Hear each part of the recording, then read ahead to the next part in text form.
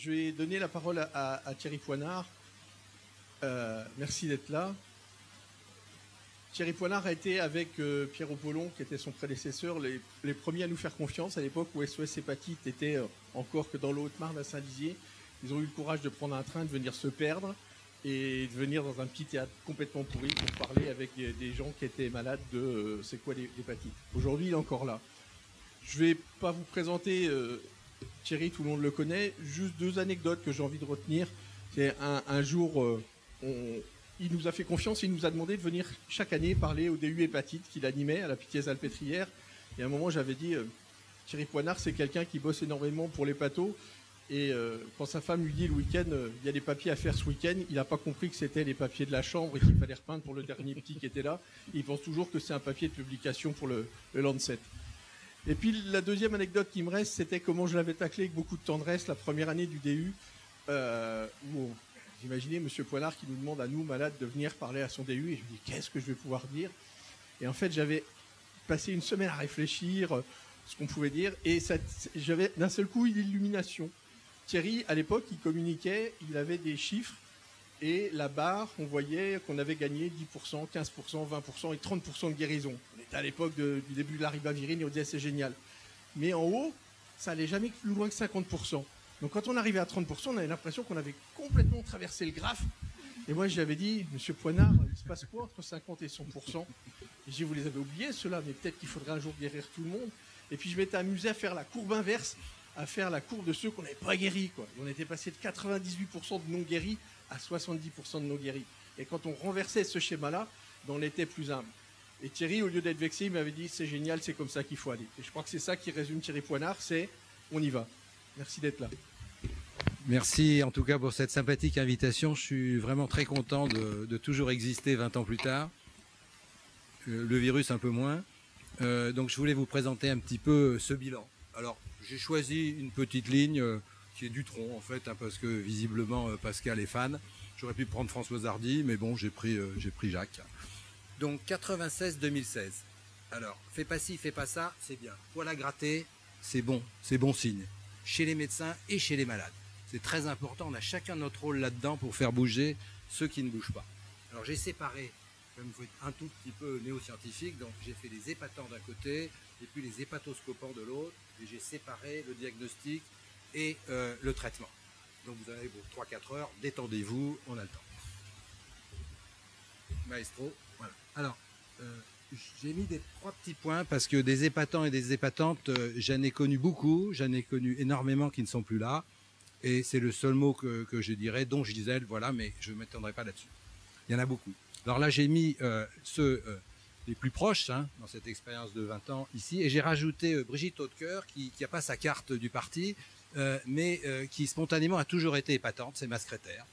Voilà, que tout le monde a connu parce qu'elle a fait SOS Hépatite et SOS Sainte-Thérèse depuis qu'elle est née. Donc de toute façon, c'était spontané. SOS Hépatite, elle n'avait même pas besoin de savoir que ça existait. C'était totalement naturel chez elle. D'ailleurs, j'avais l'habitude de dire, moi je faisais les diapos, elle faisait ma consultation. C'était à peu près ça le cycle. Alors, voilà, là j'ai pris 3 cas.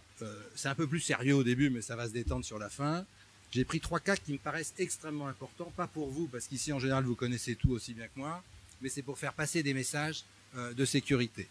Alors, il y a toujours la chance dans la vie, c'est le premier cas, et après vous verrez qu'il y a des règles très très importantes. Le virus c'est une chose, mais la fibrose c'est beaucoup plus important, et en général quand on s'occupe que du virus, on fait des conneries. Alors le premier, c'est beaucoup de chance. Alors voilà, ça c'est typiquement mon premier sujet, initiateur pour moi, de dire la maladie n'est pas finie comme ça. C'était un charmant, c'est toujours un charmant gaillard qui est venu me voir. Voilà, il était, la guéri, ça existait donc sous Pegriba, sans commentaire. Guéri du virus, alors on était quasiment à fêter le champagne ensemble, parce que ça faisait très longtemps qu'on se connaissait. F4, vous voyez que ça a commencé à suivre très bien, il était très content, et puis on se revoyait parce qu'il venait assez souvent à la consultation. Mais en fait, guéri du virus, on n'avait pas programmé des choses très très bien organisées parce qu'entre guillemets il était guéri, et heureusement il a fait une cholécystite. Il a fait une cholécystite aiguë, et heureusement il est venu à Pitié-Salpêtrière, et heureusement j'ai dit au chirurgien qui était là de regarder quand même son foie quand il était, et quand il a regardé son foie, mon intervention, il a trouvé un petit nodule qui avait une sale tête et il l'a enlevé. C'était un cancer primitif du foie. 2 ans, évidemment, après, entre parenthèses, la guérison. Alors ça, vous connaissez tous ces expériences-là. C'est du classique. Mais à l'époque, c'était un coup de tonnerre. Quand on regarde la littérature, les Japonais, grâce à la guerre de 45, ont toujours 20 ans d'avance sur nos générations. Ils connaissaient ça, ils publiaient déjà depuis longtemps. Et ça a été le premier goût de Trafalgar qui a dit le problème le plus important, c'est non seulement guérir du virus, mais aussi d'essayer de guérir de la fibrose et de faire rétrocéder le plus possible. Ça, c'est le premier cas. Voilà, donc guérison virologique n'est pas guérison de la cirrhose, je crois que ça reste. On a fait 2 papiers successifs à 10 ans d'intervalle sur plus de 1000 malades avec la collaboration de l'équipe bordelaise, et on a bien vu qu'il y a toujours un résidu entre 5 à 10% à 10 ans de cancer primitif du foie chez les gens guéris du virus C ou chez les gens complètement contrôlés pour l'hépatite B. Donc le combat continue, évidemment, dans ce pourcentage de malades, il ne faut pas l'oublier. Le deuxième, c'est oublier le dépistage de la fibrose. Suivant. Voilà, ça c'est typiquement, donc ça c'est un malade en 2008, voilà, tout va bien, il est F0, mais il a de l'activité. Et ce malade-là n'était pas suivi dans un centre de référence ou avec un hépatologue de ville compétent, il était suivi en fait pour une maladie alcoolique du foie, pour une pancréatite alcoolique, et on le suivait que pour sa pancréatite. Donc là aussi, c'est de prendre l'individu par organe, alors que l'individu, on doit rester centralisé, ça j'ai pas besoin de vous faire le dessin. Et suivante, on se retrouve finalement 7 ans plus tard avec quelqu'un qui n'a jamais eu d'estimateur de sa fibrose pendant toutes ces années-là. Et du coup, on se retrouve 7 ans plus tard avec quelqu'un qui a continué à boire et qui se retrouve avec une hépatite alcoolique aiguë et une cirrhose du foie gravissime. Donc voilà, à ce moment-là, on fait la biopsie, tout ça est trop tard, évidemment. Donc c'est exactement l'exemple typique qu'on a fait une première estimation de la fibrose et après on laisse tomber pendant 7 ans. Tous les 4 ans, c'est le minimum syndical. Donc c'est un deuxième message très très important. Suivante. Qui a fibrosé, fibrosera, parce que dès que vous commencez à avoir une pente qui monte, c'est souvent plus fréquent après l'âge de 50 ans, dès que la pente monte, il faut absolument se méfier de plus en plus. Et ça aussi, c'est un message très important à faire passer. Troisième message, on fait très bien la surveillance de tout, sauf qu'on oublie de faire l'échographie tous les 6 mois. Et ça peut être aussi une catastrophe, parce que c'est le seul moyen de pouvoir effectivement enlever les petits cancers qui sont maintenant guérissables souvent par simple intervention laparoscopique et qui permettent de sauver la peau aux hépatants et aux hépatantes. Suivant. Alors voilà ce cas-là. 2003, c'est quelqu'un qui avait, comme souvent, une hépatopathie mixte. Ici, c'est pas du virus C, c'est la maladie prochaine. Tu as bien fait de le dire, vous avez bien fait tous les deux déjà d'annoncer ça. Une maladie alcoolique, une surcharge pondérale, un diabète, donc un foie gras, avec 2 causes, le métabolique et l'alcool.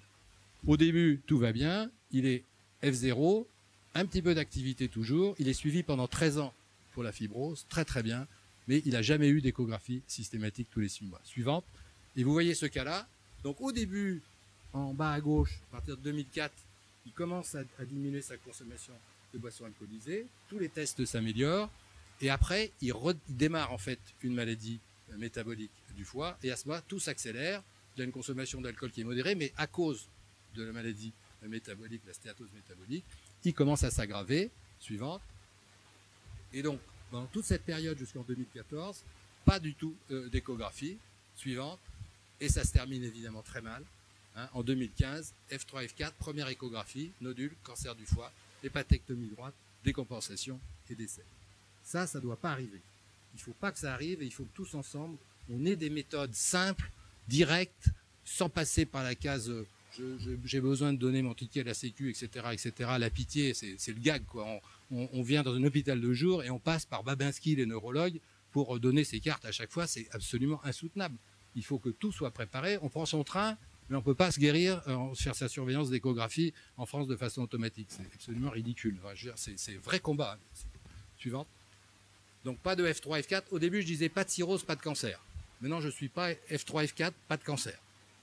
Le F2, on verra un peu plus tard, mais il ne faut pas non plus alarmer trop les populations. Mais le F3, c'est vraiment dangereux et il faut faire comme les copains F4. Voilà, dynamique de la fibrose, biomarqueur tous les 4 ans, échographie tous les 6 mois, c'est un minimum. Suivante. Alors, puisque vous partez en voyage, deuxième version maintenant, on va parler du miroir, c'est-à-dire les hépatoscopants. Alors pourquoi j'ai pris ce terme hépatoscopant? D'abord, j'aime bien suivre les idées de Pascal. Suivante. Le diagnostic. Alors en fait, l'hépatoscopant, la plus belle représentation de l'hépatoscopant, c'est l'école étrusque. Le foie de Plaisance, en plus, ça ne s'invente pas, hein, Pascal. Souvent, vous regardez Wikipédia, mais vous n'allez pas plus loin. Il faut regarder les véritables textes aussi d'où ça sort. Hein. C'est intéressant. Celle-là, c'est la version très bien. Mais les Italiens, il y a des Italiens dans la salle d'origine italienne, très bien. Alors, vous les connaissez mieux que moi. C'est brillant, quoi. C'est le plus joli. Mais souvent, quand même, ils s'approprient des choses qui ne sont pas forcément tout à fait à eux. Suivante. Et en fait, c'est dans ce petit coin, si vous voyez voyager et si vous avez le temps, suivante, ou si vous vous rapprochez un petit peu, c'est bien en ce moment parce que là, vous avez des journalistes. Et vous pouvez vous regarder suivante.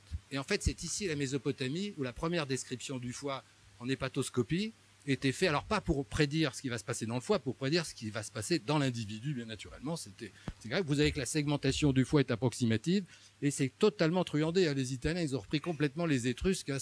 C'est Gucci en deux, quoi. Voilà. Et donc là aussi, le papier, ça c'est un Portugais qui a fait ça. Hein. C'est un très bel article, Daniel, dans le prochain rapport. Tout en Camon. Suivante. Voilà. Alors, moi, je me suis intéressé parce que tout à l'heure, on dit les médecins ne s'intéressent jamais à la tolérance des patients, etc. Faux. Faux. Moi, quand je faisais mon premier stage de recherche à l'Institut Gustave Roussy, j'ai fait ce papier avec un petit jeune qui s'appelait Didier Lebrec à l'époque, et on a eu la saugrenue idée de regarder la tolérance pour tous les examens qu'on faisait pratiquer à l'hôpital Beaujon, qui a une bonne tradition de continuer à faire des examens hard, et on s'est dit, voilà, comment on peut estimer la tolérance d'un malade, l'épatant, devant l'hépatoscopant. Alors, le premier truc, évidemment, vous avez les mâles très fragiles, etc., qui souffrent tout de suite dès qu'on approche une aiguille, et puis quelquefois, des petites dames beaucoup plus résistantes, etc. Donc, on s'est dit, on va prendre comme propre témoin la ponction veineuse, la prise de sang. Alors, je pourrais ouvrir, si on avait beaucoup le temps, sur l'histoire de Terranos avec « faut pas faire de prise de sang », on fait ça, mais ça serait un autre sujet. On va simplement partir de ça. Donc, on a dit, par sujet, on va voir les gens qui ont... l'unité, c'était la tolérance de la prise de sang. Et on a dit comme ça, on a pris 10 fois plus grave, 10 fois plus désagréable que la prise de sang, ça commence à quelque chose de sérieux. Suivant.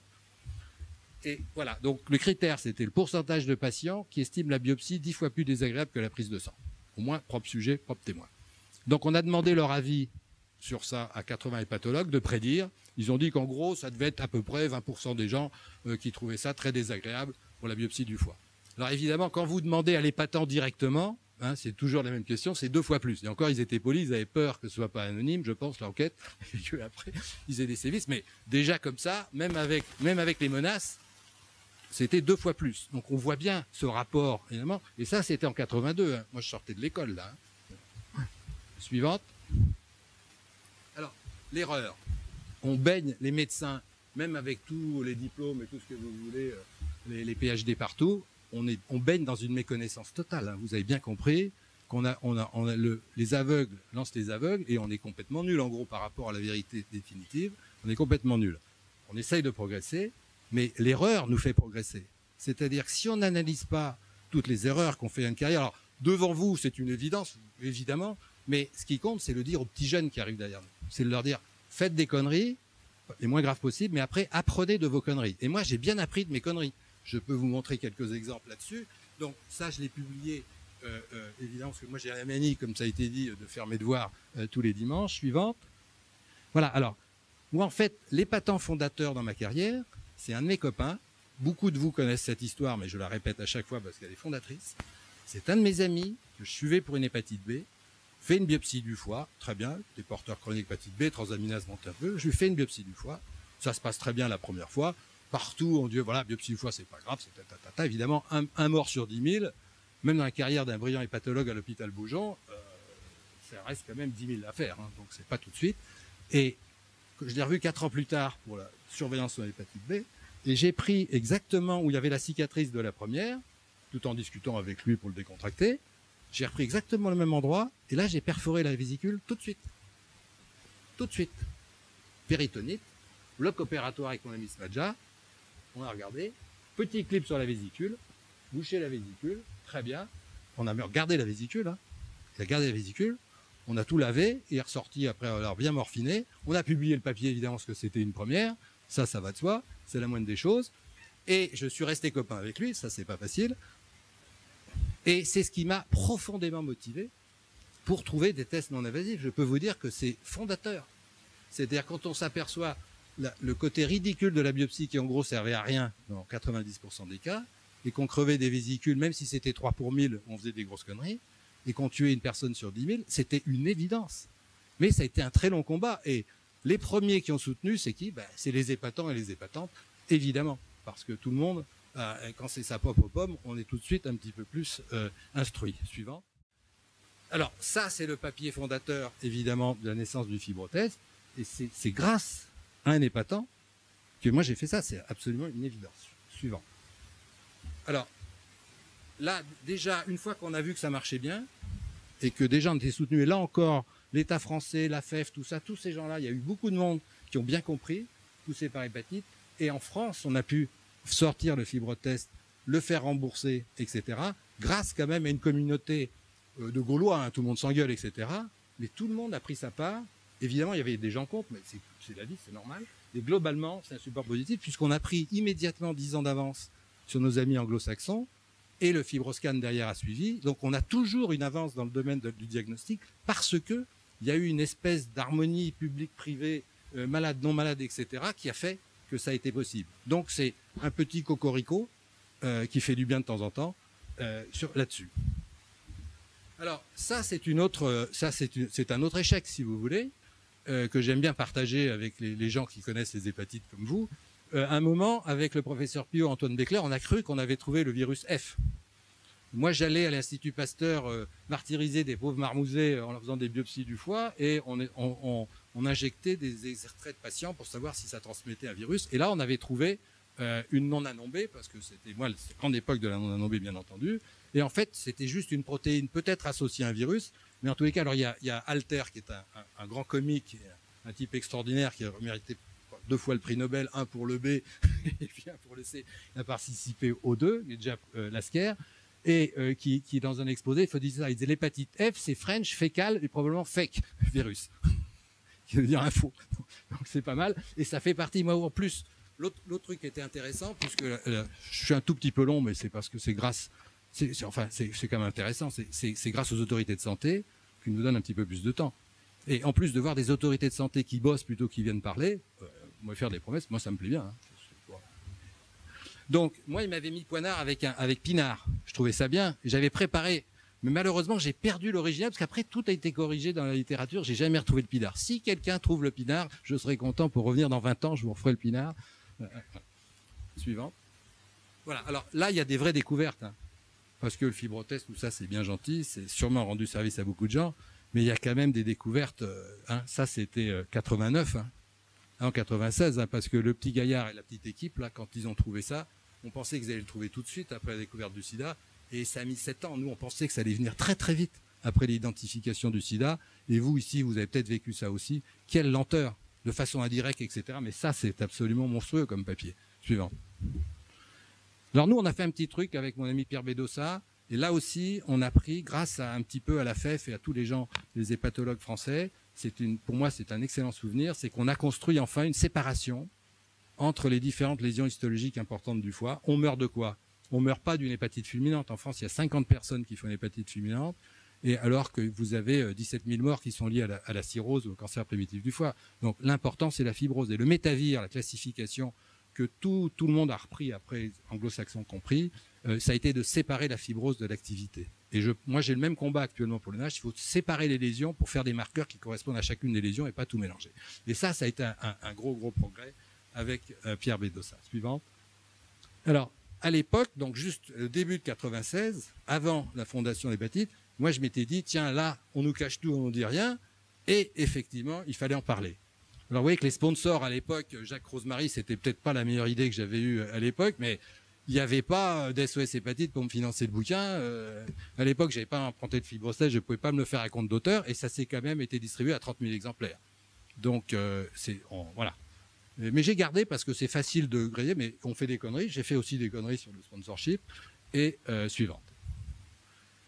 Voilà. Et quand on voit ça, SOS hépatite est arrivé pile au bon moment. C'est-à-dire effectivement, ce qui dominait le tableau de la non-anombée, c'était la sous-information. Et moi, j'aime bien cet iceberg parce que vous voyez qu'à l'époque, ça, c'était la situation de 96, où il y avait à peu près 500 000 sujets probablement qui étaient infectés, parce que beaucoup sont morts entre les deux, vu les estimations actuelles. Maintenant, c'est 500 000 B plus C. Mais à l'époque, je pense qu'il y en avait beaucoup plus. Et on avait ici donc que la biopsie. En France, on avait un petit régime de croisière à 10 000 biopsies par an. Donc, il y avait un mort à peu près par an. Quand vous regardez le sous-médical, tous les données des assurances, c'était à peu près ça, entre 1 et 4 les pires années. Et donc, en fait, 98% de la population décontaminée par le non-nano B n'était pas explorée. C'était ça la situation. Donc, il était urgent qu'SOS Hépatite arrive. Hein. Urgent. Suivant. Voilà. Il est 5 heures, Saint-Didier s'éveille. Et c'est parti. Et ça fait vraiment plaisir que vous soyez réveillés, évidemment. Suivant. Voilà. Et quand je fais le bilan, moi, 96, 2016, voilà, là j'avais fait ce bouquin, et c'est que en octobre dernier qu'est sorti pour la première fois, enfin, la véritable photo, parce qu'avant c'était un petit peu des trucs. Et qu'est-ce qu'on s'aperçoit du virus C?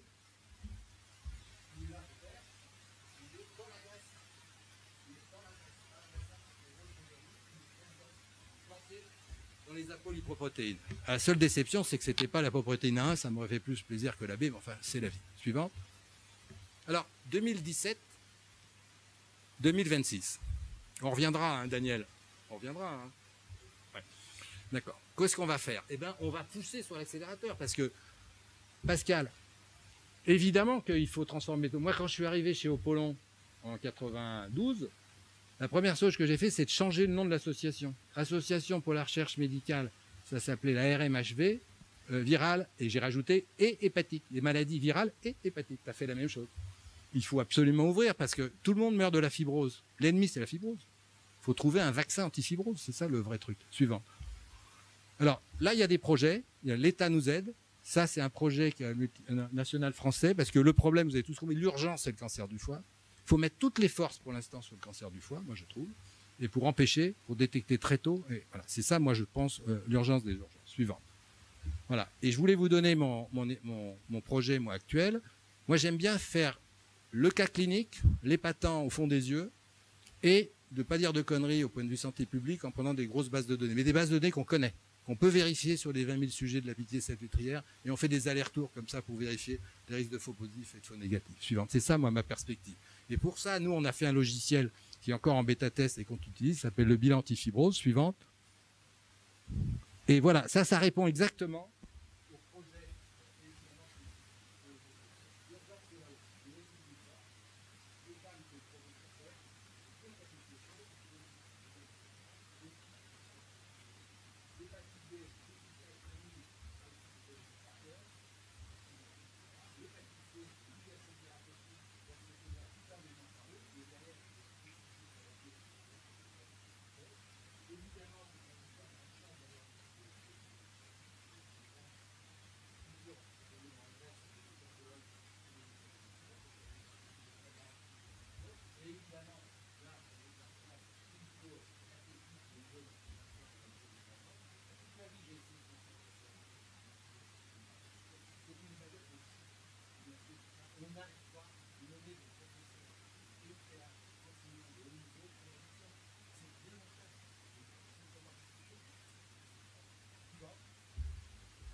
Voilà, alors nous on a une plateforme de donc on a tout ce système-là, mais vous allez comme ça, on va voir les heures mieux comme les gamins souvent, qui permet de vous donner assez rapidement de faire deux espaces fermés, des contrôles kinésés, pas cette sélection de l'éducation, de communauté directement de faire un communauté et de faire une de ces types de projets pour avoir des plateformes extrêmement pratiques.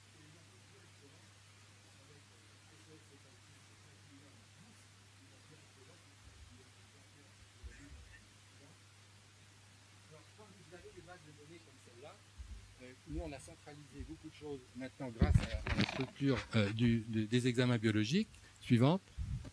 Et voilà ce qu'on a comme données. C'est-à-dire qu'on arrive à colliger, ça c'est le premier papier qu'on a fait sur plus d'1 million de cas avec des fibrotests. Et vous apercevez qu'on redistribue ici une véritable histoire naturelle de la maladie traitée ou non traitée. C'est-à-dire qu'on voit, ici vous avez des femmes en haut, les hommes en bleu, la courbe de progression de la Au-dessus de 75, vous êtes à la cirrhose, ici. Et vous voyez qu'au-dessus de 75, les autres sont morts, mais il y a énormément de femmes maintenant qui sont ici.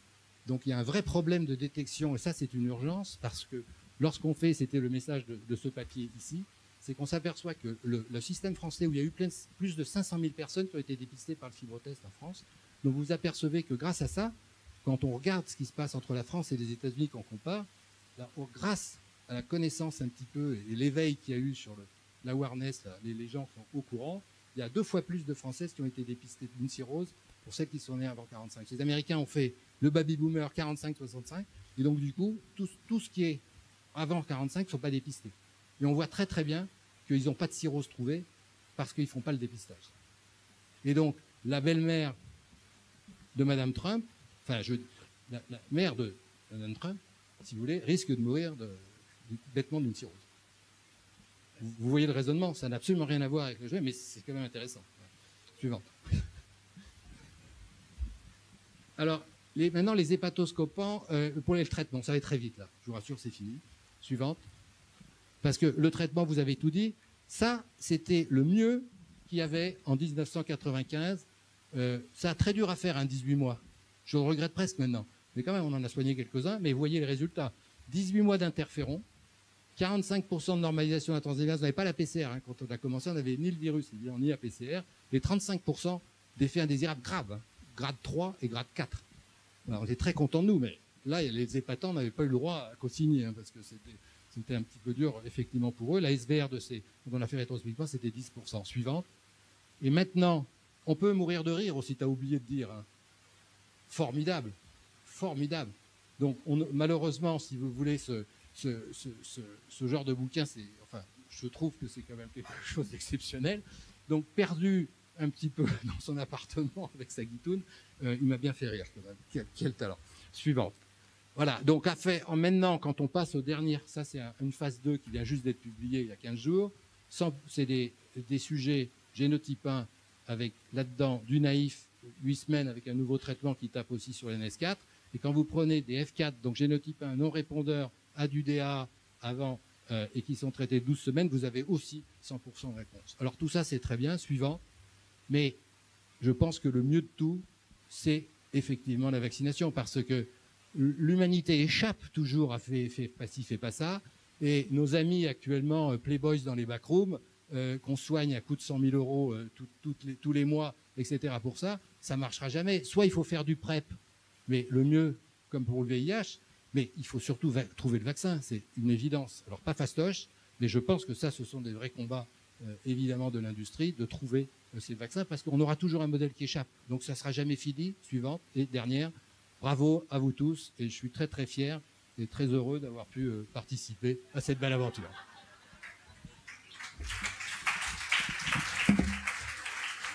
Merci Thierry. Merci pour ce voyage et sur ces 20 ans. C'était vraiment fabuleux, une belle histoire. Effectivement, faut maintenant il nous faut le vaccin, ça c'est clair, le vaccin de l'hépatite C. On va lancer une pause de 10 minutes pour passer à la suite, et c'est Frédéric qui fera le suivant. Je veux juste dire comme ça, pour relancer un mot, et vous dire aussi que le combat, il n'est pas qu'en France. Tout ce qu'on a dit là, on a envie de l'internationaliser, et j'ai envie de vous donner juste un nom, comme ça, que vous ne connaissez pas, c'est Shafkan. Shafkan, c'est un journaliste. Il est dans les prisons en Égypte.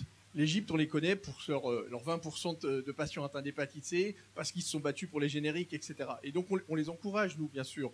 La NRS bosse avec l'Égypte. Et pourtant, Shafkan, qui est un journaliste égyptien, il a eu la mauvaise idée d'être au mauvais endroit avec un journaliste français et américain et de faire des photos au moment où il y avait ces tentatives de révolution. Les journalistes américains et français ont été libérés dans les 48 heures. Lui, ça fait 2 ans qu'il est en prison. Il n'a toujours pas été jugé et il s'apprêtait à commencer un traitement hépatite C. Je veux dire aussi que l'internationalisation de notre débat, c'est ça. C'est qu'un jour, il y a dans des prisons des gens qui ont une hépatite C, qui auraient bien voulu être traités et qui ne peuvent pas. Et je pense que notre combat, il n'est pas qu'en France, on va continuer, mais il est aussi de penser à ces gens-là qui sont à l'extérieur et à internationaliser le débat. Bonne pause, merci.